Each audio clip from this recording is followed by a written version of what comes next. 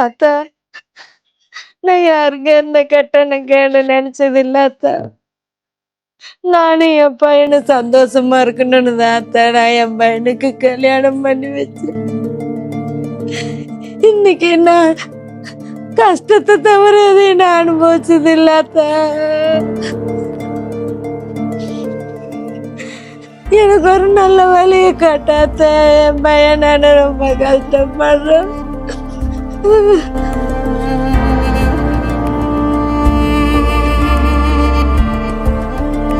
என் வாழ்க்கை நல்லா இருக்கணும் தான் இந்த வாழ்க்கையை நான் ஏத்துக்கிட்டேன்.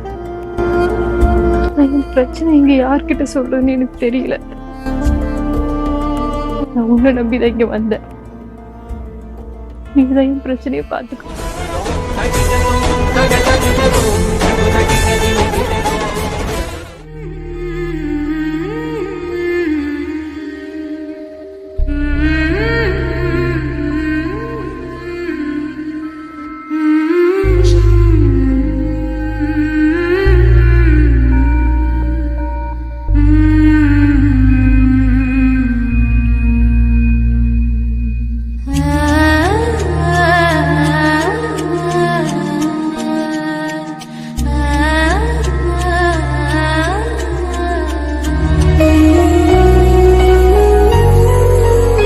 கோயிலுக்கு நம்ம வரோம்னா கண்டிப்பா ஏதோ ப்ராப்ளம் இருக்குன்னு தெரியும்.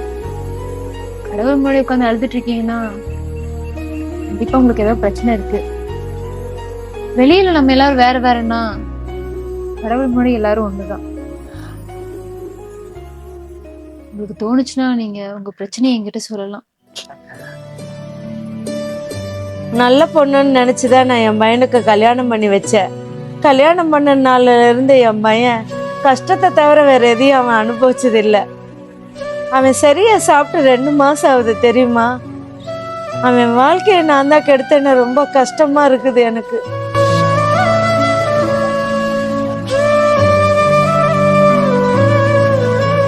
உன்னையும் பார்த்தா ஏதோ கஷ்டத்துல அந்த மாதிரிதான் இருக்குது. உனக்கு தோணுச்சுன்னா என்கிட்ட சொல்லு. நான் அப்படி இல்லை. சின்ன வயசுல அக்கா, தம்பி, அம்மா, அப்பா எல்லாத்தோட சந்தோஷமா இருந்துட்டேன். கஷ்டம்னா எனக்கு கூட தெரியாம எங்க அப்பா என்னை வளர்த்தினாரு. ஆனா கொஞ்ச நாளுக்கு அப்புறம் யாருன்னே தெரியாத ஒருத்தரை எங்களுக்கு கல்யாணம் பண்ணி வச்சாங்க. எனக்கு விருப்பம் இருக்கா இல்லையா எதுவுமே கேட்கல. அங்க போய் எனக்கும் அவருக்கும் செட் ஆகல.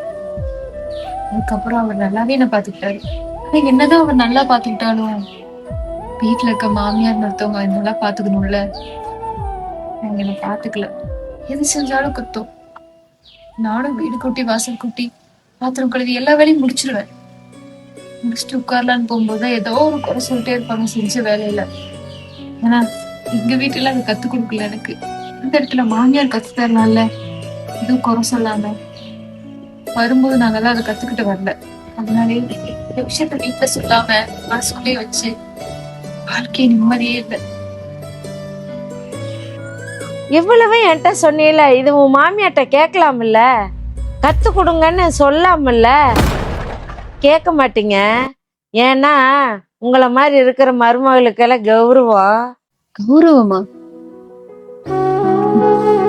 அதான் உங்களை மாதிரி மாமியாரோட எண்ணம். எங்க மாமியார் கிட்ட நான் கௌரவம் பார்த்து என்ன பண்ண போறேன்?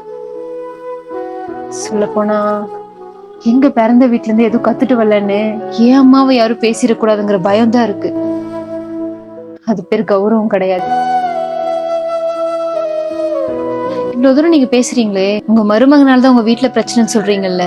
நீங்க எங்கிட்ட கேட்ட கேள்வி நான் உங்ககிட்ட கேக்குறேன். உங்க மருமகிட்ட போய் நீங்க பேசலாமே. ஏன் உங்களுக்கு கௌரவமா? கௌரவம் தான். ஏன்னா பெத்து வளர்த்து ஆளாக்கி ஒரு பையனை ஒரு வீடு வாசல் எல்லாம் பார்த்து ஒரு நல்ல பொண்ணா பார்த்து கல்யாணம் பண்ணி வச்சா வீட்டுக்கு வந்த மருமவ எது கத்துக்காம வந்திருக்கா. ஒவ்வொரு தடையும் அவளுக்கு கத்து கொடுத்துட்டு இருக்க முடியாது. கத்துக்காம வந்தது அவளுடைய தப்பு. ஆமா, எந்த வேலையும் கத்துக்காம வருது எங்க தப்புதான். ஆனா உங்க பொண்ணுக்கு என்ன கத்து கொடுத்தீங்க? சமைக்கிறதுல இருந்து பாத்திரங்களை விட துவைக்கிறதுன்னு எல்லா வேலையும் நீங்க தான் பண்ணிருப்பீங்க. எப்படி இன்னொரு வீட்டுக்கு பொறுப்புல கஷ்டம் தெரியாம வளர்த்திருப்பீங்க, எந்த கஷ்டத்தையும் கொடுக்காம. ஆனா உங்க வீட்டுக்கு வர மருமக மட்டும் எல்லா வேலையும் கத்துக்கிட்டு வரணும்னு நினைக்கிறீங்க. இதுல என்ன நியாயம் இருக்கு? நான் இல்லதான், என் மகளா பார்க்கையில என் மக அடுத்த வீட்டுக்கு போறவ, அதனால எல்லா வேலையும் நான் இழுத்து போட்டு செஞ்சேன். அவளுக்கு கஷ்டம் கொடுக்க தோணல, அதனால அவளை நல்லா வச்சுக்கிட்டேன். இதே என் வீட்டுக்கு வந்த மருமக வீட்டு வேலையெல்லாம் செய்யணும், எல்லாமே பார்த்துக்கணுங்கிற எண்ணம் தான் எனக்கு. என் மகளை பார்த்த மாதிரி என் மருமகளை பார்க்க முடியல, என்ன பண்றது? சரிம்மா, நீ இவ்வளோ சொல்றீல்ல, மாமியா சொல்றதெல்லாம் குறை என்ன? உங்க அம்மா உன்னை குறைய சொன்னது இல்லையா? குறைய தெரிலதான், ஏன்னா அவங்க என் அம்மா. சின்ன வயசுல இருந்து என்னை பெத்து வளர்த்து ஆளாக்கி எனக்கு என்ன தெரியும் தெரியாது எல்லாமே தெரிஞ்சுக்கிட்டவங்க. அவங்க சொல்லும்போது கண்டிப்பா எனக்கு குறையா தெரியாது. அவங்களுக்கு என்னை பத்தி எதுவுமே தெரியாது, எனக்கு என்ன பிடிக்கும் பிடிக்காது இது எதுவுமே தெரியாம சொல்லும் போதுதான் எனக்கு குறையா தெரியுது. அப்போ குறையாதான் தெரியுது. மாமியாரா தான் பாக்குறீங்க, அம்மாவா பாக்குறது இல்ல, அப்படித்தானே? மாமியார் நீங்கெல்லாம் மருமகளை மகளா பாத்தீங்கன்னா, மாமியார்களை நாங்களும் அம்மாவை பார்ப்போம். ஒரு வீடு சந்தோஷமா இருக்கணும்னா யாரு ஜெயிக்கணும்னு நினைக்கக்கூடாது, புரிஞ்சுக்கணும்னு நினைக்கணும். ஒரு வீடு சந்தோஷமா இருக்க நீங்க சொல்றதுதான் தேவை. ஆனா அதை விட அன்பு கேட்கிற இடத்துல அதிகாரம் காட்டினா வீடு நரகமாயிரும்.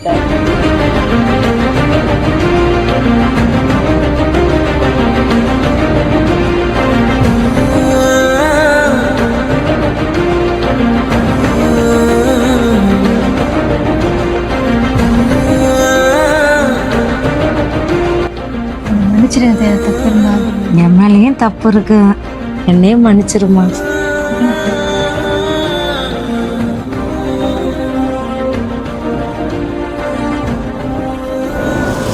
ரெண்டு பேரும் எங்க போயிட்டீங்க?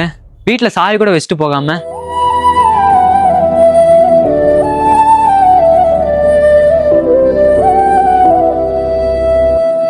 ஆமா, நீங்க ரெண்டு பேரும் தான் பேசிக்கவே மாட்டீங்களே, இப்ப எப்படி? எல்லாம் பேசி சமாதானம் ஆயிட்டோம். ரெண்டு பேரும் மனசு விட்டு பேசணும். பாத்தீங்களா, ஒரு 5 நிமிஷம் மனசு விட்டு பேசியிருப்பீங்களா, அதுலயே உங்க ரெண்டு பேத்துக்கும் இருந்த பிரச்சனை எல்லாமே சரியா போயிடுச்சு. இத்தனை நாள் நீங்க இதை பண்ணாம தான் இவ்வளோ பிரச்சனையும். நீங்க ரெண்டு பேரும் பண்ணது உங்களை மட்டும் பாதிக்கல, ஒரு கணவனா அதை என்னை பாதிச்சிச்சு, ஒரு மகனாவும் என்னை பாதிச்சிச்சு. அம்மா, நீ என்னை 10 மாசம் சுமந்து பெத்தீங்க, ஆனா அவ வாழ்க்கை ஃபுல்லா என்னை சுமக்க போறவ. உங்க ரெண்டு பேத்துல யாராச்சும் ஒருத்தர் இல்லைன்னா கூட என் வாழ்க்கை அவ்வளோதான். அம்மா, நீங்க அவளை உங்க மகளா பாருங்க, நீ என் அம்மாவா பாரு. மருமக மாமியார் ஜெயிக்கும்னு நினைச்சாலும் குடும்பம் தோத்துரும், மாமியார் மருமகளை ஜெயிக்கும்னு நினைச்சாலும் குடும்பம் தோத்துரும். நீங்க ரெண்டு பேரும் நம்ம குடும்பம் ஜெயிக்கும்னு நினைச்சா நம்ம குடும்பத்துல தினமும் சந்தோஷம்தான். ஒரு பொண்ணு அவ அம்மா வீட்டுல இருந்து இன்னொரு வீட்டுக்கு வரா, அங்க அவளுக்கு மாமியார் கிடைக்க கூடாது, இன்னொரு அம்மா தான் கிடைக்கணும். அதே மாதிரி ஒரு அம்மா தான் பையனை ஒரு பொண்ணுகிட்ட ஒப்படைக்கிறா, அந்த பொண்ணு மருமகளா இருக்கக்கூடாது, மகளா இருக்கணும். குடும்பம்னா பிரச்சனை வரதா செய்யும்.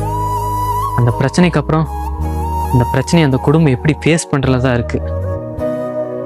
சரி, ஓகே, இத்தனை நாள் கழிச்சு நீங்க ரெண்டு பேரும் பேசுனது ரொம்ப சந்தோஷமா இருக்கு. போய் சாமி கும்பிட்டுலாமா? ம் ம்.